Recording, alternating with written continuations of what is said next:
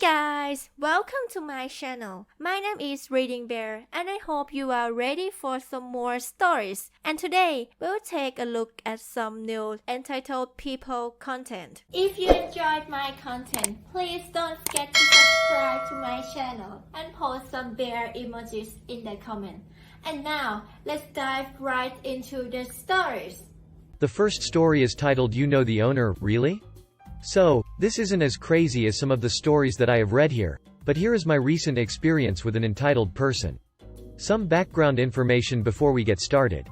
My stepsister and her girlfriend rent a house that my boyfriend and I purchased, rehabilitated and remodeled in a college town in central Missouri. They are on the lease with some fellow students at the local college.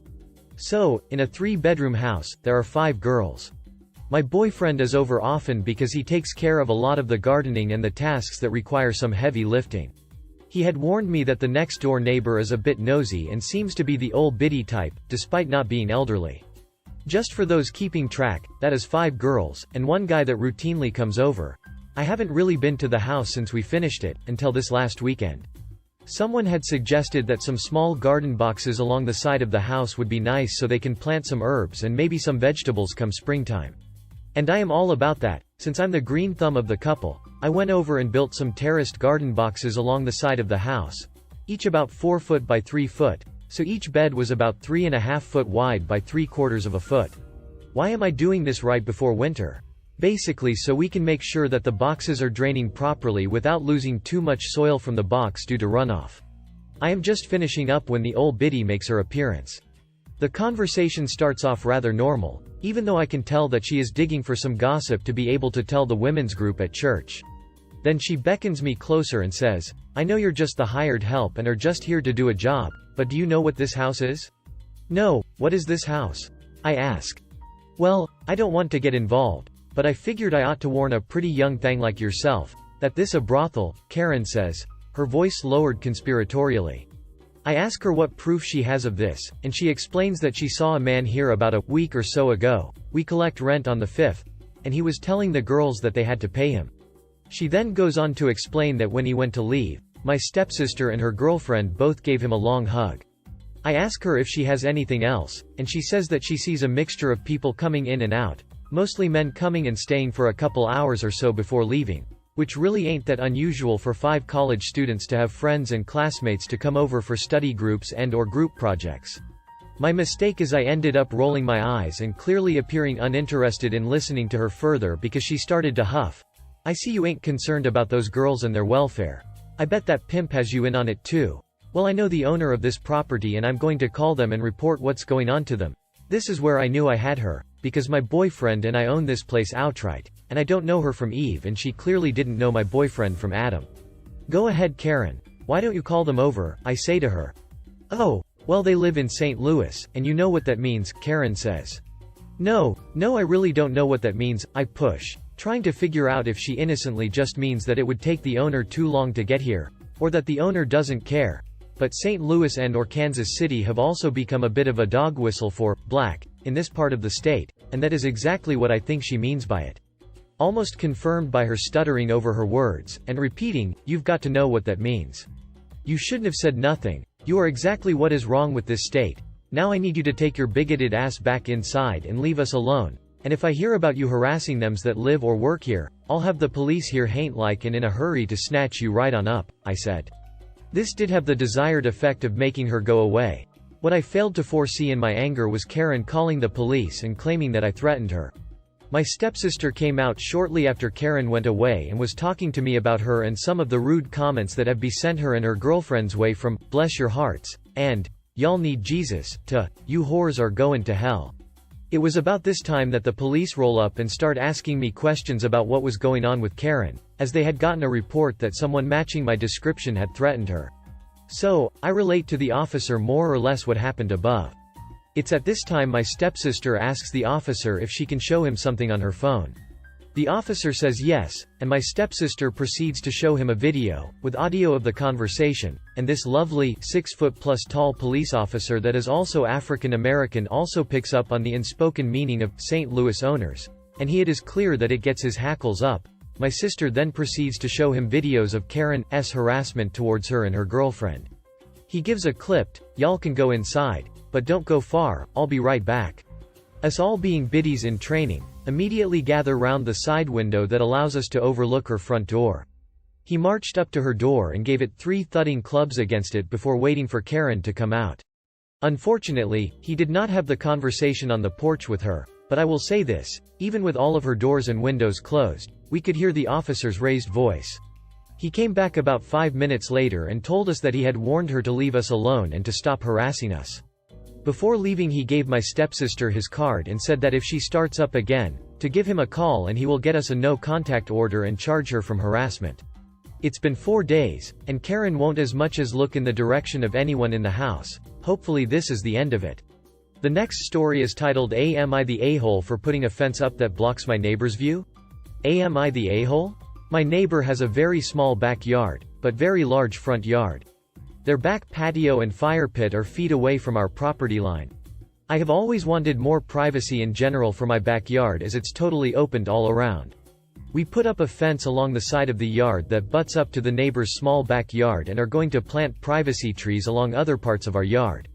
The fence will help several things, mainly privacy and keeping our young kids from running around to the front of the house or falling down a drop-off near our driveway.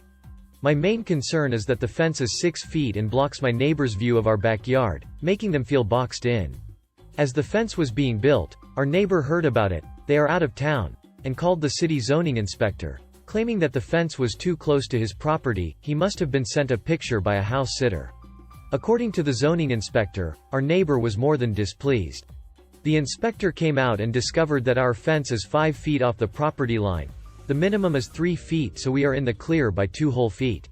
As the inspector was measuring, he discovered that our neighbor built a fire pit a few years ago that is sitting partially on my property, in violation of the zoning ordinance.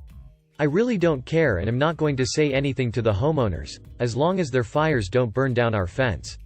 I sent the neighbors a text, since they are out of town, explaining that we wanted to give them a heads up before the fence was built, but the fence builder had a last-minute opening and gave us a 12-hour warning of when he was going to start, and that the original plan was to build 3 weeks later. It's been 24 hours and they haven't responded. Anyway, am I the a-hole?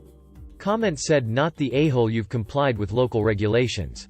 If they didn't want their backyard to feel small, they shouldn't have bought a house with a small backyard.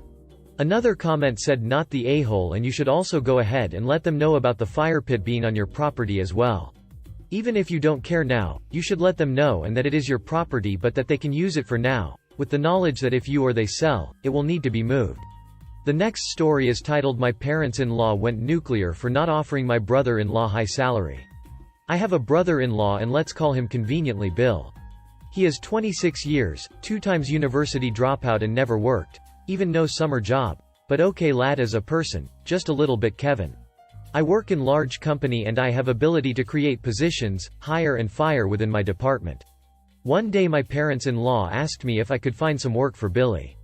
Despite we did not need anybody in my department for additional unskilled labor, I went for 3 weeks through hoops and corporate gymnastics to create a position for him and justify it to my superiors why we need this position and why not create public job offer for it. I think I blew all my favors, and definitely owe some now. The day finally came when I received contract for him from our. He was supposed to be back office administrator or in a human language, clerk.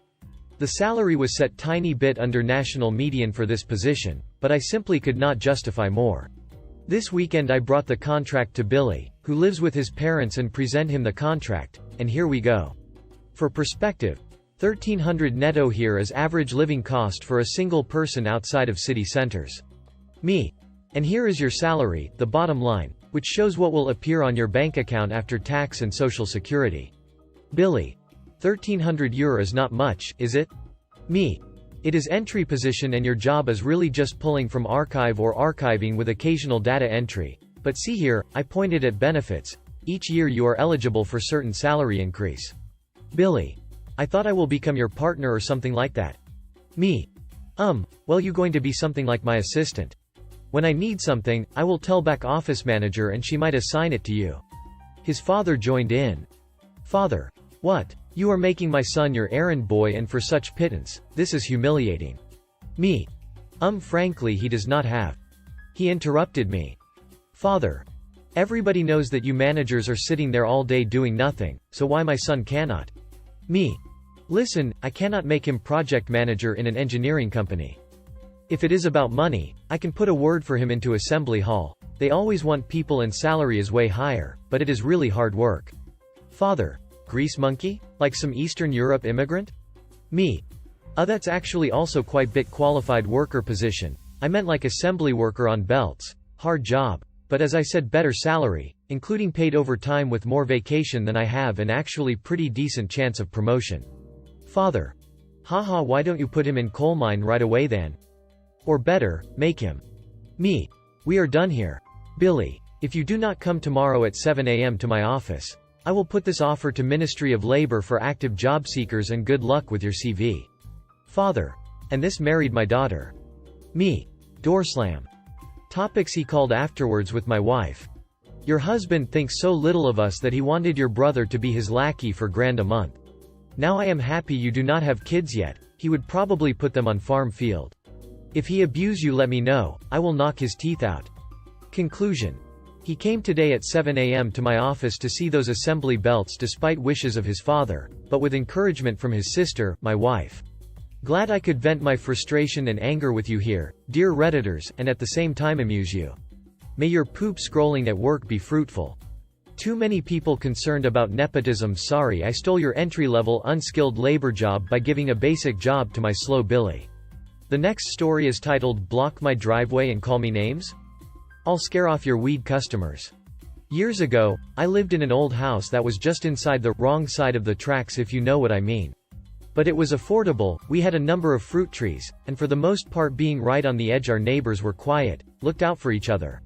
The house was on a corner lot, with the detached garage on the side.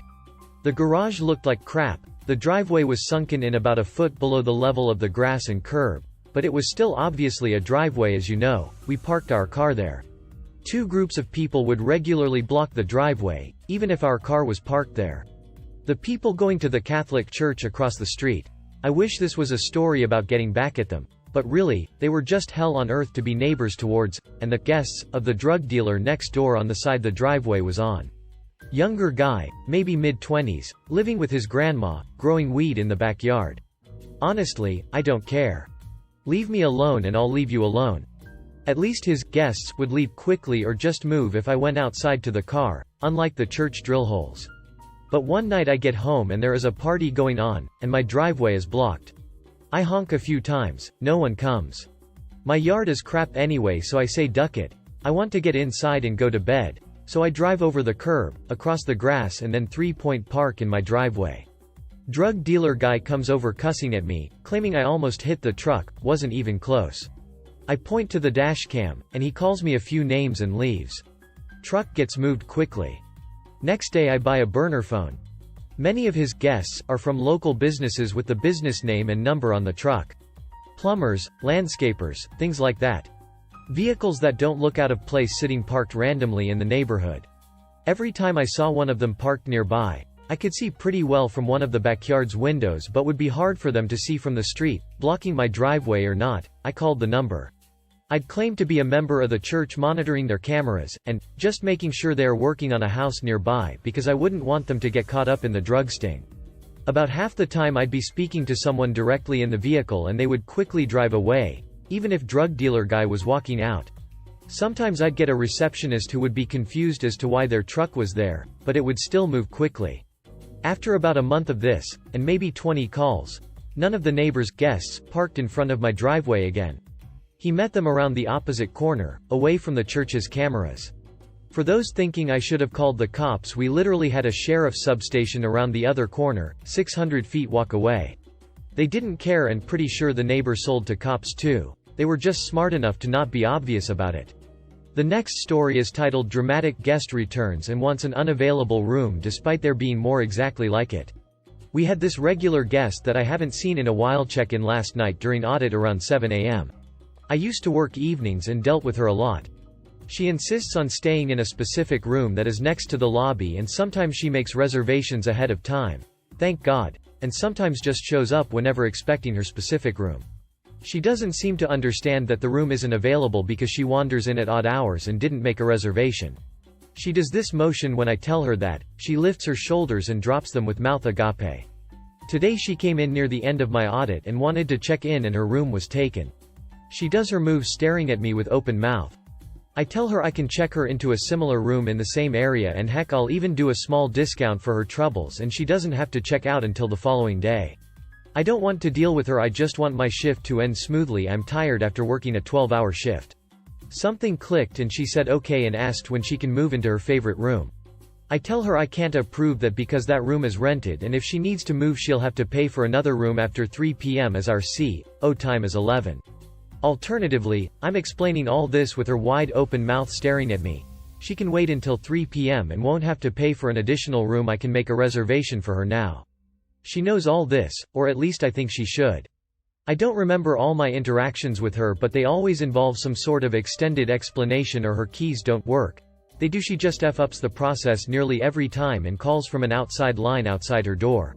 Like I said, we have similar rooms even in the same area but she demands that one specific room.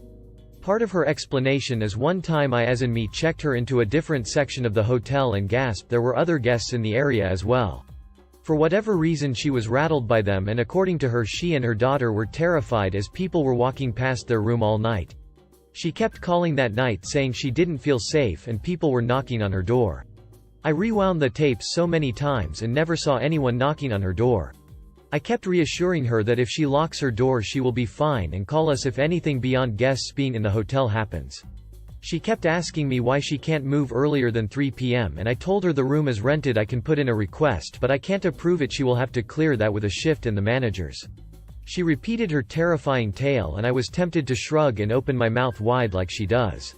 In the midst of that my relief arrived and peeked in and saw her and waited in the break room for me to finish. I pulled my relief in and held a conference about what we can do to move her and darn it she would have to pay for another room if she wanted to move and check in that same day. She decided to check in and would ask her pal our manager for the room move. I just called as it's 11 and no room move for her but she did get to stay longer than we usually allow for a single night's rate. If you enjoyed the video, please subscribe to the channel and post some bear emojis in the comments.